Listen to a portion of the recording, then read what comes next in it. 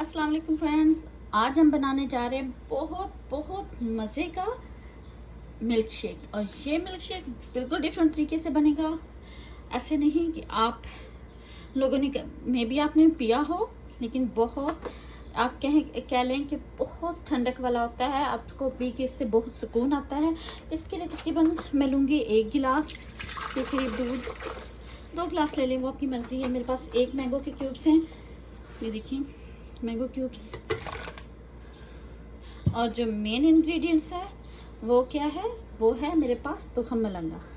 ये देखिए, ये 1 चम्मच के करीब है। ये मैंने भिगो के रखा। आपको पता है कि जो तुखम मलंगा होता है ये बड़ी ज़बरदस्त चीज़ है, बहुत ज़बरदस्त चीज़ है इस गर्मी में। तो अब तकरीबन हम डालेंगे थोड़ी सी चीनी, चलें जी, और इसको ब्लेंड करते हैं।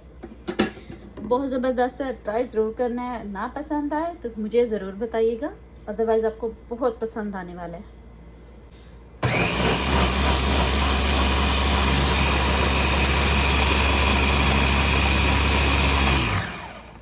चलें जी, बस बहुत ठंडक वाला है, ज़रूर ट्राई करना है आपने। चलें जी, ज़बरदस्त सा मिल्क शेक तैयार है। देखिए माशाल्लाह से बहुत मज़े का है।